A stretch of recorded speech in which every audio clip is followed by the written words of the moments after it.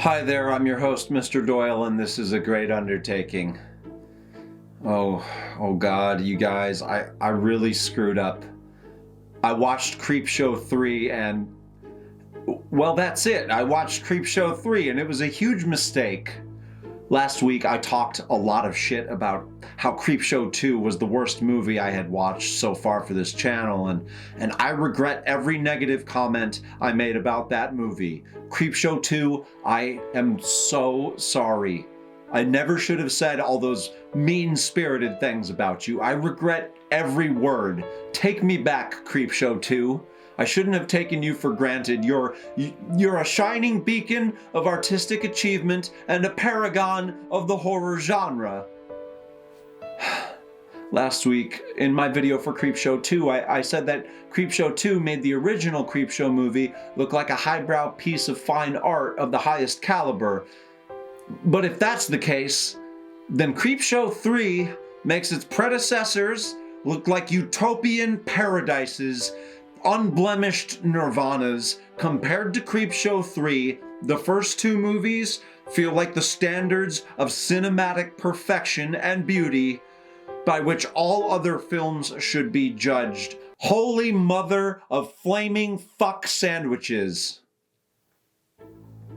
History and background.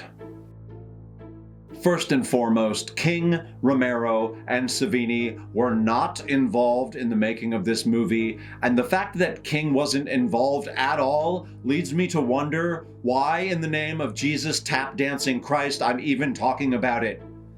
But I already watched it, so if I don't make a video about it, then I will have watched it for no reason whatsoever, and I can't live with that. The only thing worse than watching this, the hands down, without question, worst movie I have ever seen, the only thing worse would be watching it and having nothing to show for it. Then Creepshow 3 would win, and I will not fucking stand for it.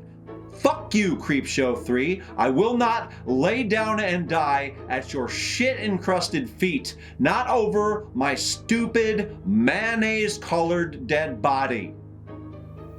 This movie was written, directed, and produced by all of the worst people in the world whose names are of no importance. That's right, they are the worst people in the world, in the history of the world. Worse than Jim Jones, worse than Ted Bundy, worse than Ted Cruz, worse than the combined atrocities of all the US presidents combined, worse than fucking Himmler, the absolute worst.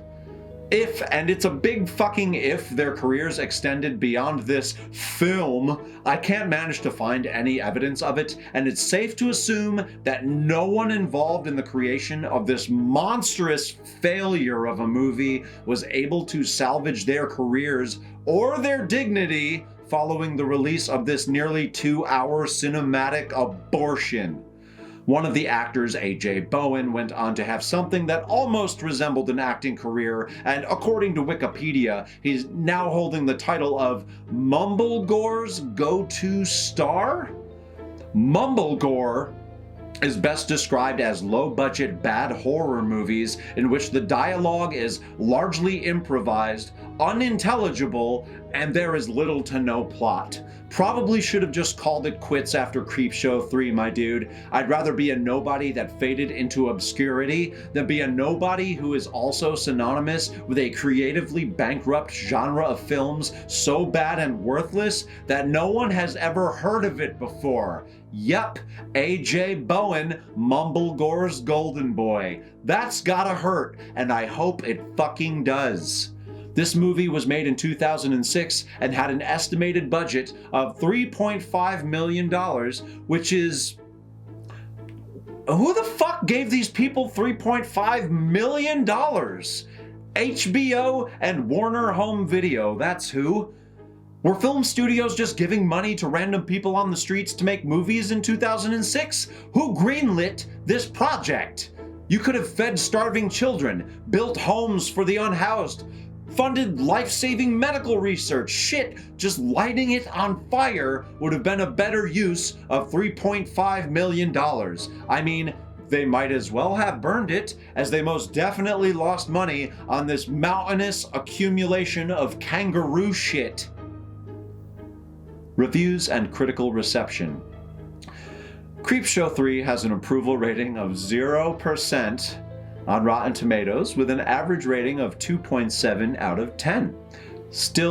That's still too high. 2.7 is still too high. Steve Barton at Dread Central called it an in-name only sequel, and that it was, quote, void of any character, depth, integrity, scares, or feeling, unfucking quote. James Butane, also of Dread Central, rated it 2 out of 5. 2? A 2? And said, quote, this is not a movie worthy to be called Creepshow for any reason, believe me. 2 out of 5. 2 stars? That's just objectively, that's too many stars. I admire the restraint shown by these reviewers. These guys were incredibly charitable and collected. Here is my own personal review of the film, which will be neither of those things. What happens when you combine laughable, amateurish animation, half-baked, bafflingly childish, poorly written stories, acting that never rises above a D-list level, and directors who have clearly never made a movie before and might actually be a pair of inbred toy poodles? Well, I'm not sure, but whatever you'd get would be measurably better on every level than Creepshow 3. Never before has a movie made me desire the sweet embrace of death as intensely as this movie. -1 billion out of 10. Would not recommend. Is it by the book? This movie was not based on Stephen King stories like the first 2 Creepshow movies, and was instead based on 5 stories that were written specifically for the movie, with each story being written by a different person. It's incredible that of the 5 writers, not one of them managed to even accidentally write a decent story. Let's take a quick look at each of the 5 stories and what makes them so fucking terrible. Alice. A cranky teenager comes home to find that her dad has acquired some sort of universal remote that he is trying to figure out how to use with the living room television. When used, the remote, for whatever reason, makes Alice's family turn into a black family, then a Hispanic family, then back to a white family. The use of the remote, for reasons I am unable to understand, also turns Alice into an unrecognizable walking flesh wound who freaks out her family, and when she's turned in, and then she is turned into a white rabbit by her wacky professor neighbor who also has one of these remotes, I guess. Apparently this was all somehow supposed to be a reference to Alice in Wonderland, but aside from the name Alice and the whole she turned into a rabbit thing, there is nothing even remotely relevant to Alice in Wonderland. I made a joke there. It was remotely because of the remotes. It was supposed to be a joke. We're having fun! The radio. A lonely security guard buys a radio off of a street vendor, and when he gets home, the radio starts talking to him. The voice, which sounds a lot like a sex hotline worker, tells him to kill people and steal some money. Then the main character is instructed to leave town with the prostitute from his building in tow. The prostitute shoots him, and then she is immediately shot by her pimp, who also has a sentient talking radio, who apparently instructed him to steal back what was apparently his own money? Why did the other radio tell the dude to steal the money if the same radio voice lady was just gonna tell the pimp about it? It doesn't matter. There is an incredible, and by incredible I mean incredibly shitty, moment where a cat attacks the lead character and he punches the cat, only there is no cat pictured. Like, we hear a cat noise, but they don't even cut away. You couldn't cut in a clip of a cat?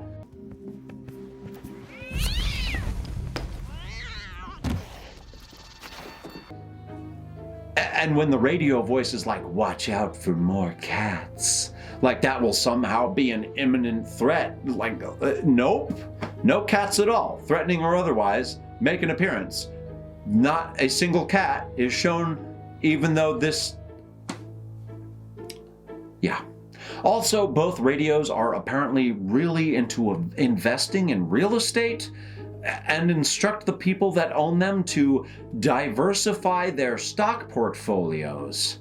The big move will be real estate, an income property, a duplex at least. But like I said, it's all about how we diversify. Right. Stocks, bonds, and of course, real estate.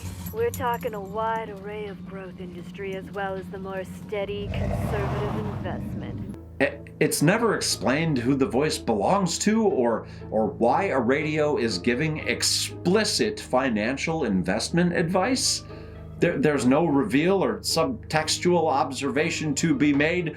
No greater point. This movie is nothing if not consistent. Call girl. Rachel, the call girl, is a serial killer, but when she shows up at a new client's house, she finds herself on the other end of the serial. Only the new client is a vampire piranha hybrid, and he kills her instead. And that's it. That's the whole story. The prosthetics and makeup are laughable at best, which again is consistent with everything else thus far. The professor's wife. Shit.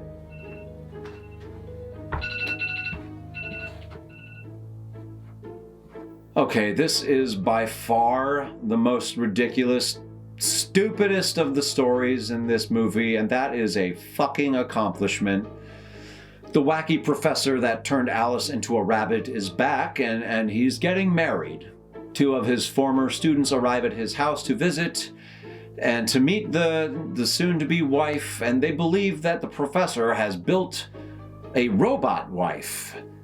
While the professor is out running a quick errand, the former students convince themselves that the professor's bride-to-be is in fact a robot, and to prank the professor, they decide to find her off switch, and by find her off switch, I mean they dismember her completely, covering themselves and the entire kitchen in blood. It's not until they have killed and fully dismembered the woman that they realize she is in fact an actual human being. The professor arrives home and the two students scramble to clean up the corpse and the blood. Then they hide in the bathroom, never to be mentioned, seen, or heard from for the rest of the movie. The professor then finds his fiance's head in the oven, and he barely reacts to this grisly discovery. Eventually, he manages to put her body back together with voodoo that he buys from the same street vendor that the talking radios came from. Congratulations to the newlyweds. Haunted dog. An asshole doctor buys a hot dog, which he promptly drops on the ground. He gives the dirty dog to a homeless man who promptly chokes to death on the hot dog. A montage of the doctor being a dick to his various patients that goes on entirely too long follows. Apparently because him being an obnoxious prick for 5 straight minutes at the beginning of this segment wasn't enough to get the point across. Like, we get it. He's an asshole. Move the fuck on. The doctor is also bringing drugs to parties that are being hosted by the vampire piranha guy from the Call Girl skit. It's a needless addition to the story and was clearly just a way to try to tie the stories together. Anyway, the doctor starts to see the ghost of the guy who died choking on the hot dog, and at one point he gets in his car, speeds off, and maybe crashes and magically uninjured falls out onto the sidewalk.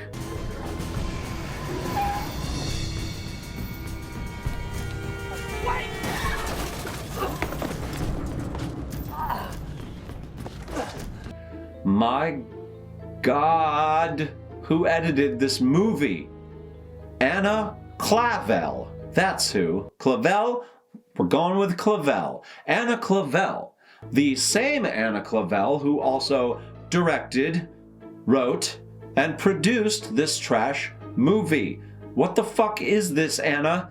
I could have done a better job using an early 90s version of Windows Movie Maker, whatever. I mean, I get it. You couldn't afford to actually wreck the Porsche SUV, but this is just poor execution of an even worse idea. Like, he could have just ran down the sidewalk. He didn't have to get in the car at all. The Wikipedia page for this movie states that, quote, Creepshow 3 takes an approach similar to Quentin Tarantino's Pulp Fiction, in which characters from each story interact with each other during the film, unquote, which, how fucking dare you? Seriously? A Pulp Fiction comparison? Whoever added that to the Wikipedia page, and it was absolutely Anna Clavel, should be banned from the internet. Oh my god, I've written over 2,000 words about Creepshow 3, and this video really needs to be over now. Final thoughts. There is no reason for me to recap or reword anything I've said already. You get the point by now. I didn't even get to the profoundly bad animation sequence, but I just can't justify writing anymore or taking up anyone's time with this filth. I'm sorry to have subjected you to this profanity-laced tirade, but consider this a cautionary tale.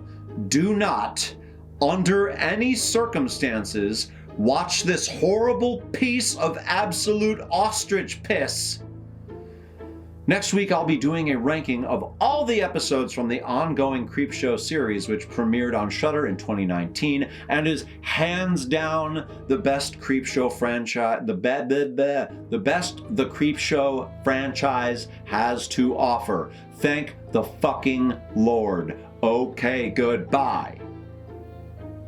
Be sure to click like and subscribe to the channel for my continued analysis of all things Stephen King. Pretty please with blood and guts on top. My name is Mr. Doyle, and this has been a great undertaking.